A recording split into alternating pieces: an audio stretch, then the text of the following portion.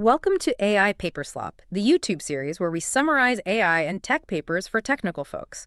So if you are an AI researcher, an ML engineer, or honestly just insanely curious about the bleeding edge of the field, you are in the right place. Yeah, glad to be here for this one. So today we are doing a deep dive into a really massive paper from researchers at USTC and Meituan.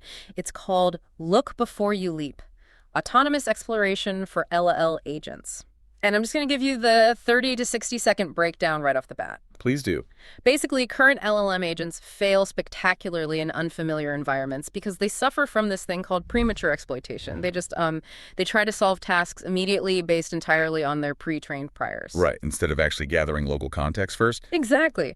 So to fix this, the authors introduce a deterministic metric called exploration checkpoint coverage, or ECC. It basically measures environment discovery mathematically.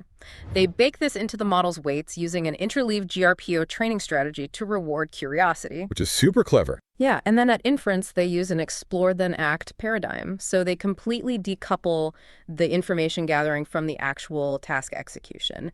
And that drastically improves success and robustness. So if we really want to understand the diagnosis here, you have to look at how we currently train frontier models.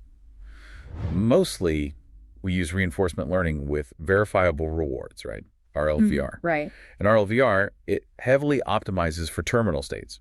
You give an agent a goal, and the reward function is just this sparse binary signal, like a 1 for success, a 0 for failure. She's super unforgiving. Oh, entirely. The optimization landscape is just brutal.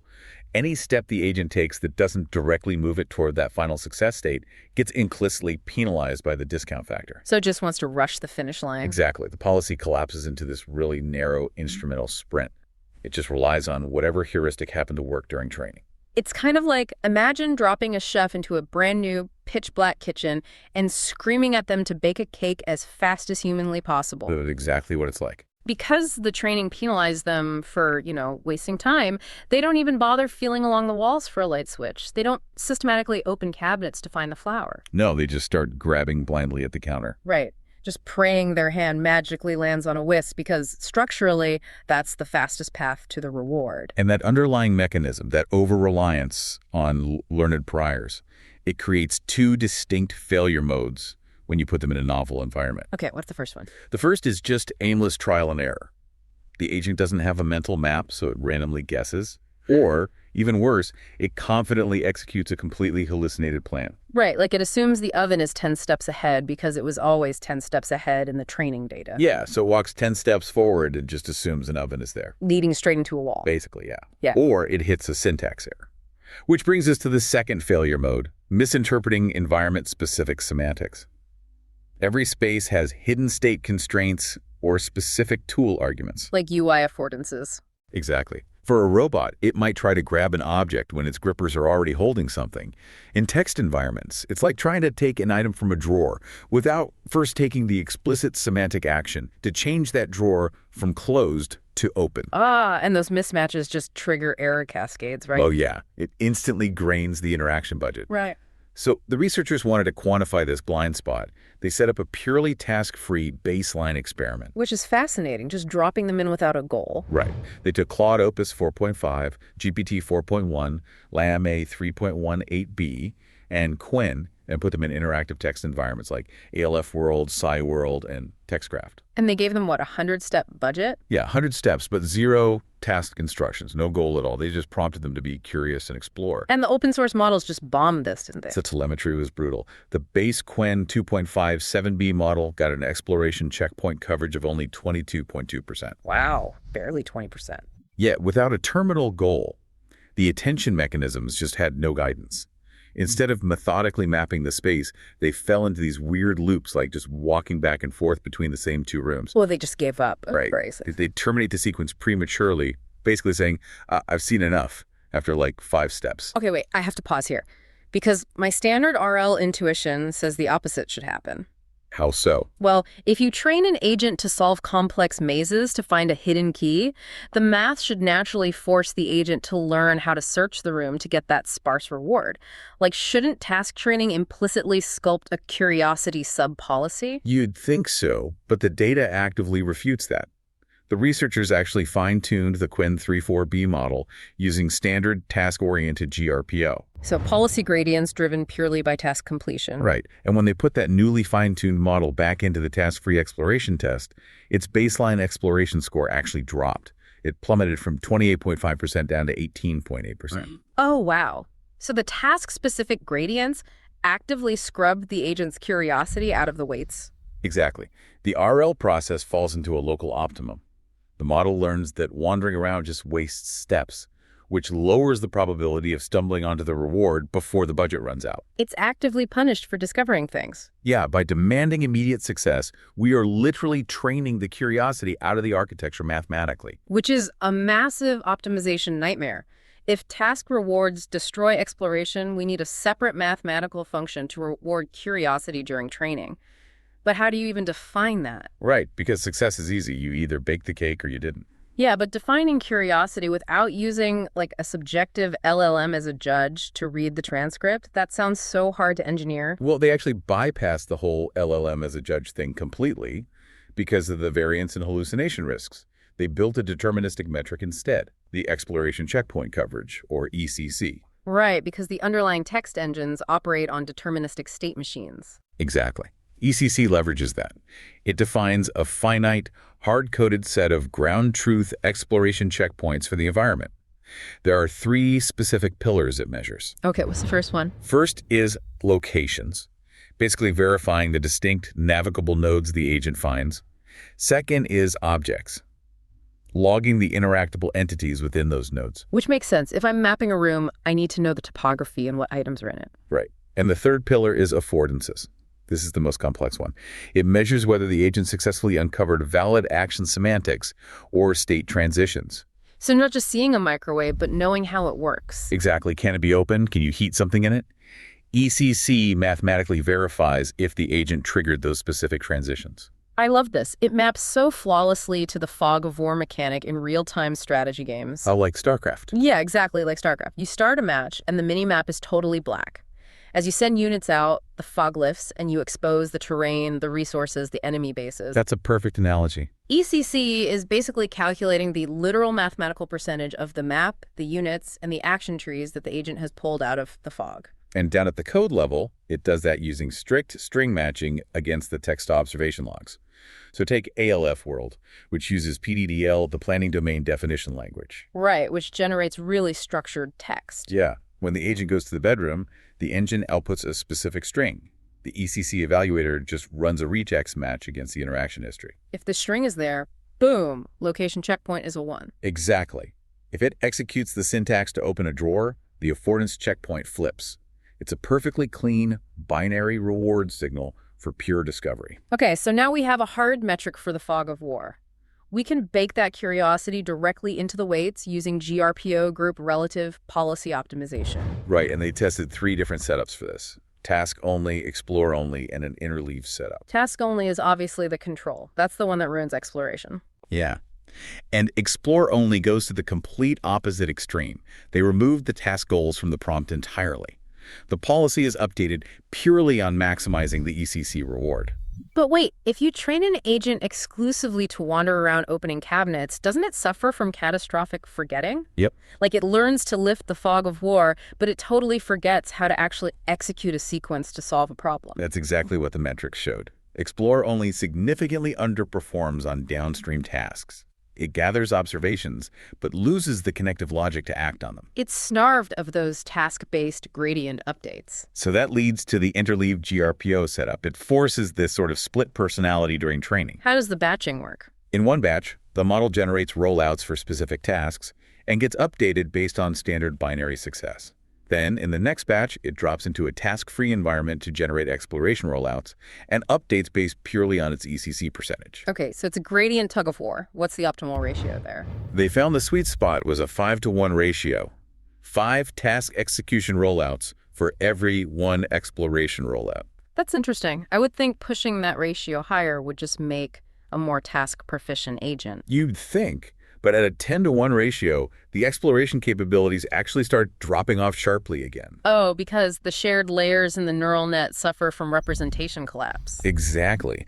The task-reward gradients are so strong, they just overpower the curiosity gradients. They override the general environment knowledge.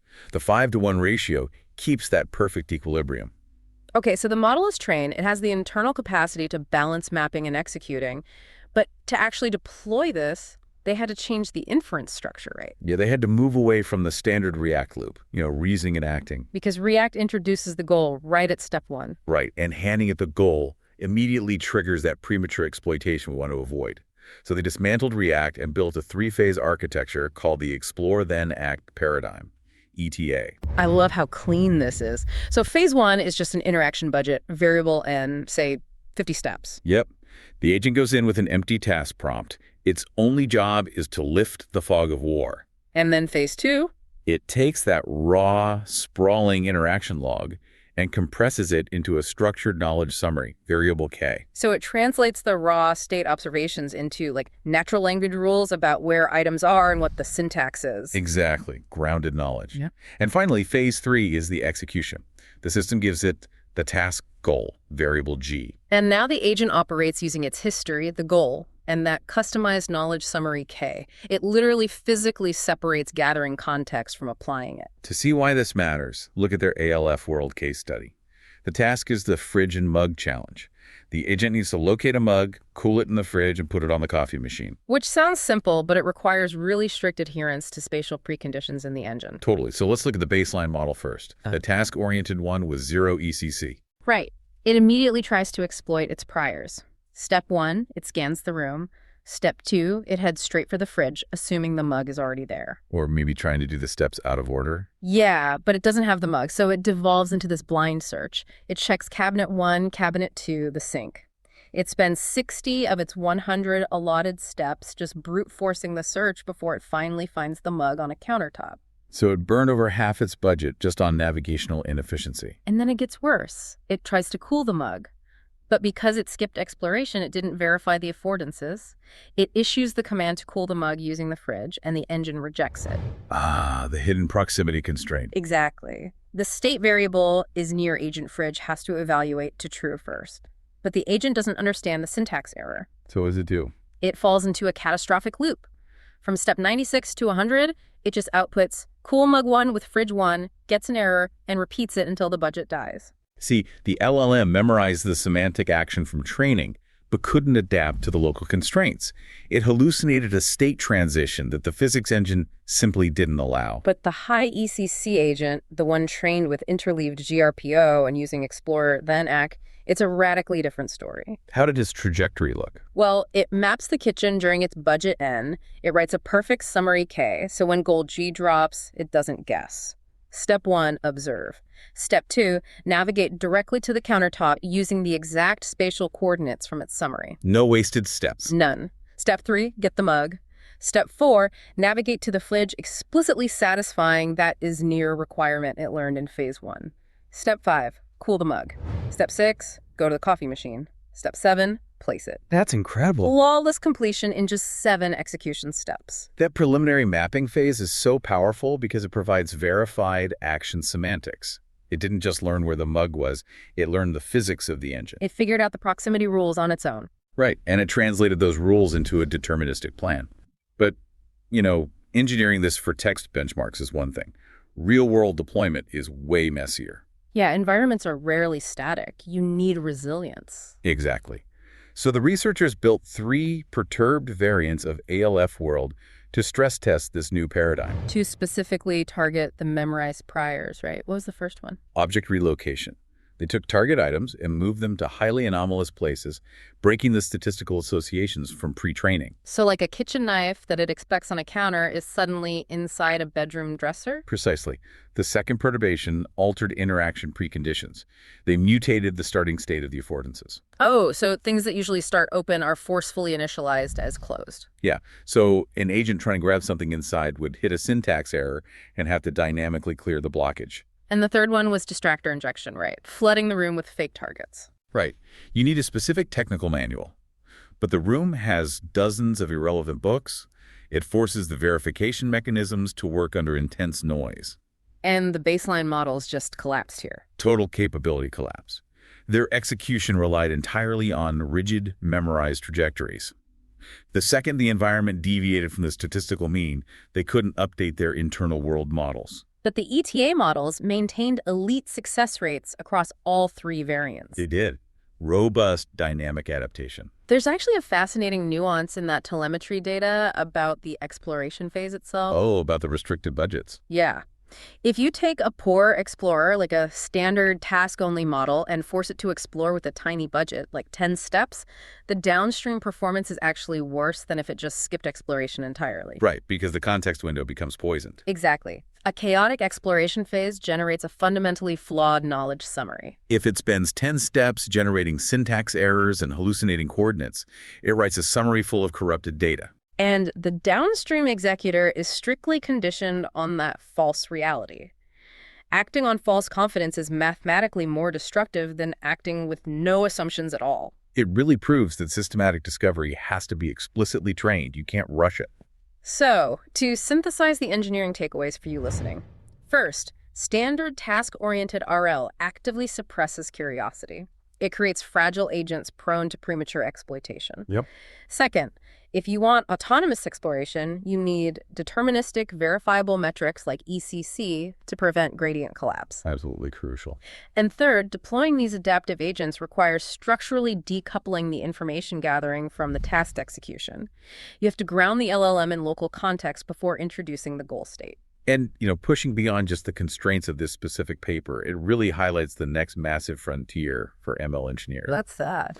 Well, this research anchors its findings in text-based environments using a statically allocated exploration phase, like explore for n steps, stop, then act. But as we move toward continuous, open-ended, 3D multimodal environments, physical robotics, complex web navigation agents are going to need to dynamically allocate their own exploration budgets. Oh, wow. The architecture has to incorporate uncertainty estimation. It needs to monitor the entropy of its own internal world model. So if it's mid-execution and it realizes the recipe calls for a spice it hasn't indexed yet. Exactly. It needs the self-awareness to pause the terminal task, dynamically trigger a micro-exploration phase, gather the missing context, update its summary, and then seamlessly resume. It wouldn't just map the kitchen before baking. It would start the mixer, realize it's missing something, suspend the goal tree, sweep the pantry, update its coordinates, and finish the sequence without throwing an error loop. Building an engine that actually understands its own ignorance. That might be the most powerful application of RLVR we've seen yet, unlocking true autonomy. That is a wild thought to end on. Well, thank you for joining us on this deep dive into the source material here at AI Paperslop. We look forward to dissecting the next breakthrough with you.